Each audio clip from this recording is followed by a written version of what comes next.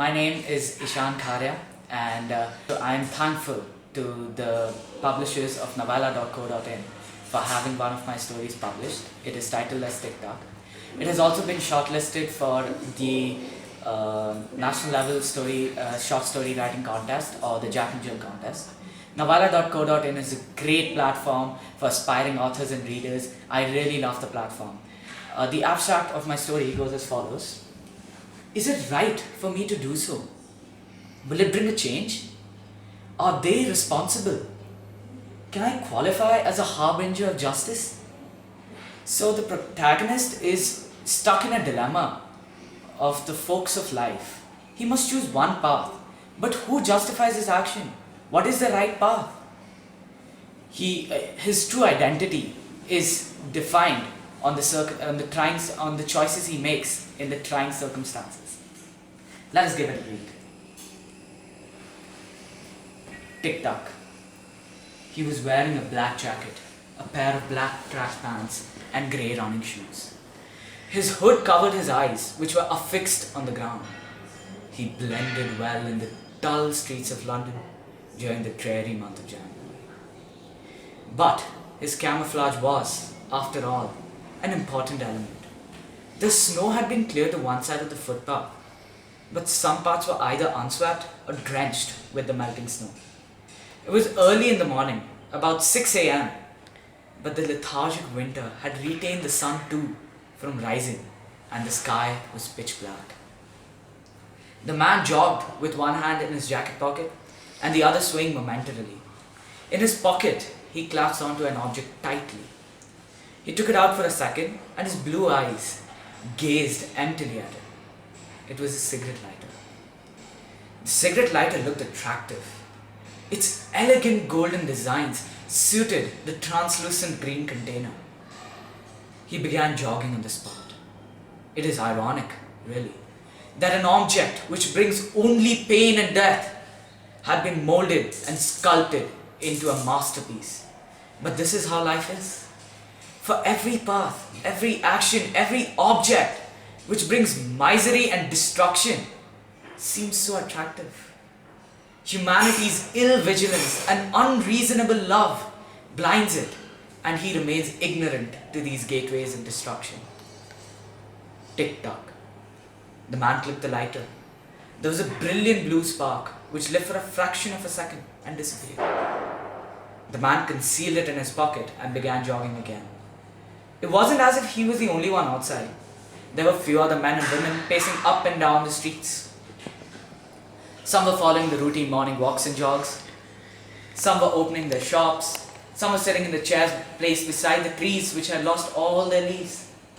And the man blended well, looking just like an ordinary health-conscious man, jogging in the streets with a few other men and women wearing dark-colored jackets. Even in the light morning disturbances, it was impossible for any eye to catch sight of him and feel suspicious. He wasn't conscious of what he was doing. Is it right for me to do so? Will it bring a change? Are they responsible? Can I qualify as a harbinger of justice? He thought. Or should he really take the entire responsibility for his actions? After all, he had been commanded to do this. The man crossed the crossroad without looking for passing vehicles, just lost in his own world of doubts and guilt. Tik-Tuk. His face remained devoid of his conscious conflicts. The man would make a great poker shark. Suddenly, as subconscious as he was, he bumped onto a bypasser. "Watch it, dude," the bypasser sneered. He had short blonde hair and the face of a soldier full of bruises and cuts. The man responded with an inattentive look. The bypasser looked into the depths of his eyes and narrowed his eyes. "I expected an apology," he said as he jogged away. The man turned around and began jogging again. He was now utterly confused. He remembered the conversation he had had last night. Near the curio shop in Oxford Street, a man wearing a black blazer would arrive with a grey briefcase in one hand and a brown packet in the other. All you have to do is take the packet, open it, pressed the red button and slid it under the car with the plate M67 ABD, which would be parked in the diesel station about 100 meters ahead on the other side of the road. A friend of mine would have emptied the diesel from the car by now. They would have to fill it over there. Walk about 100 meters and then click the cigarette lighter. It will do the job. I want no mistake, Mark. The commander talked in a low voice, cold and motionless. It is a bomb, right? The man, whose name was Mark, asked in disappointment. His commander didn't respond. He was wearing a mask and a hoodie, so it was impossible to see him. He sighed faintly. Right? Mark asked again. Listen, Mark. You do not need to know what it is or what it does. You have been given a task, and you're supposed to do it quietly, with no arguments. Yes, our job includes such horrific tasks, but it is a necessity. The commander spoke slowly, with a bland tone, having a hint of advice. That's a great justification, Mark responded sarcastically, his eyebrows raised. The commander sighed again. And what about their justification for killing our men mercilessly? The commander responded. He waited for a moment and added, Do not run away from who you are, Mark. Accept it. You have taken the path. It isn't your first time and yet you complain. Give me a break. I did it once, unknowingly. I had no idea.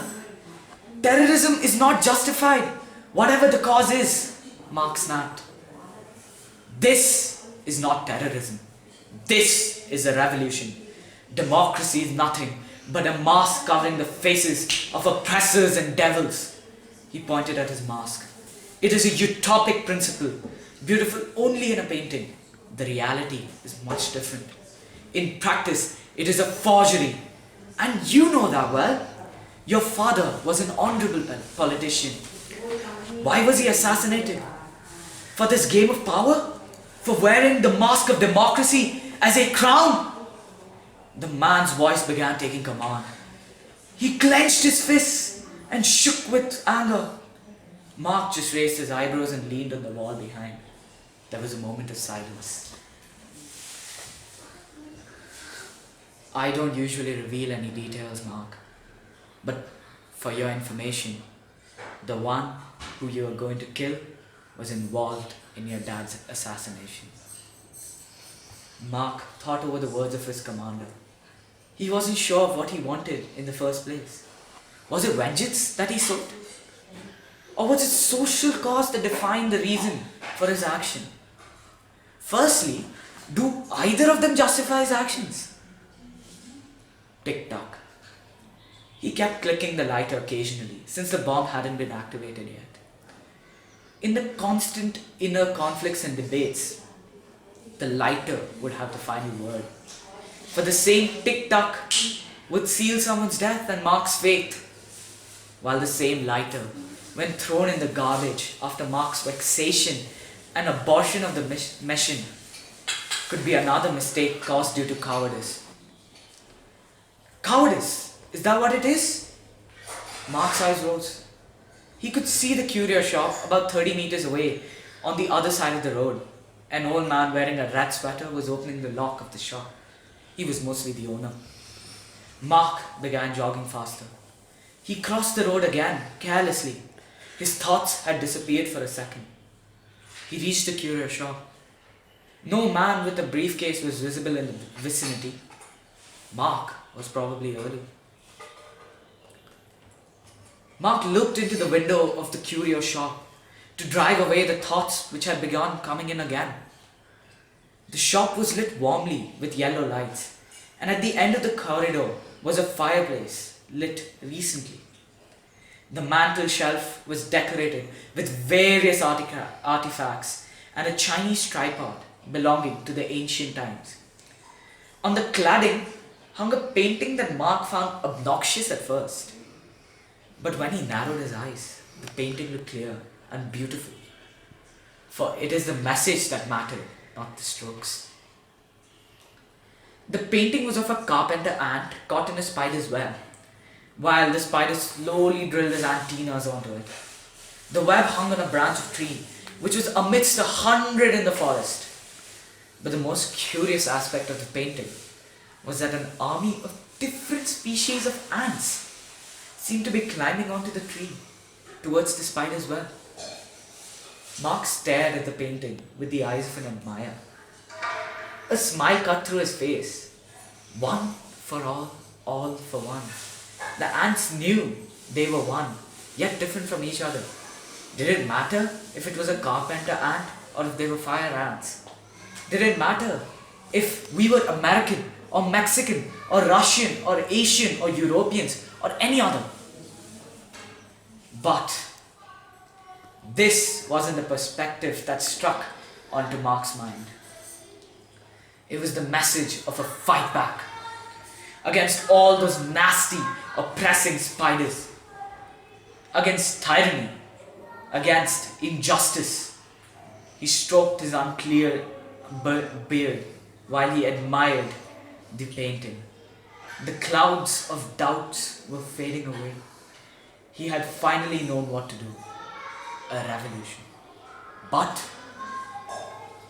is this the message that the painter wanted to convey? Or is it the message my confused brain wants to perceive? The thought sprang onto his mind, mystifying his choices. Then, suddenly, the image of his dying father popped in his head. Oh, how his eyes reflected the trauma of betrayal. Oh, how the blood of such a pure man drenched Mark's clothes. A tear rolled down Mark's cheek, and he looked at the painting again. I don't care what the justice says, because in my justice, this is right. Tik-Tuk. He knew what to do. Mark saw the man pacing down the street. He had short blonde hair and his face full of bruises and cuts like that of a soldier. It was the bypasser. Mark's eyebrows rose, but this time the man was wearing a blazer and sunglasses. Mark noticed the brown basil in the other hand, the object which would take the burden of all the hatred. He produced the lighter from his jacket, the bomb's assistant. The two objects now seemed like heroes to him. The man reached closer. Mark began walking and bumped onto the man, subtly taking the parcel. He crossed the road, this time carefully, for now his blood was filled with the adrenaline and alertness. After walking about 30 meters, he looked into the parcel and pressed the red button while it was still within the package. He started jogging. He could see the car parked onto the edge of the diesel station. It was a black Mercedes E-Class. He squinted and could make out the number plate, M67ABT. The jog turned into a sprint. His heart was racing. The dying picture of his father shot into his mind. He began sprinting with all his might and reached the diesel station and began to jog again. A man of about 60 got out of the car. He was wearing a grey suit and a red tie. He had brown hair that were combed backwards, enough to reach the end of his neck. Mark's red eyes, filled with hatred and pain, shot at him. This was it. He began sprinting again and slipped the package below the car as he passed by. One of the bodyguards noticed him. He was first confused, then his jaw dropped. Mark was about 20 meters away. The bodyguards began running towards the man in a grey suit, who was still next to the car door, confused. The bodyguard screamed, his hands flying around madly. The other bodyguards, now tensed and aware, began running behind Mark. Mark was about 40 meters away. The bomb radius would be about 70 meters, considering the diesel blast as well. Mark smiled. A tear rolled down his cheek. He knew exactly what he had to do. I am coming down. Tik-Tuk.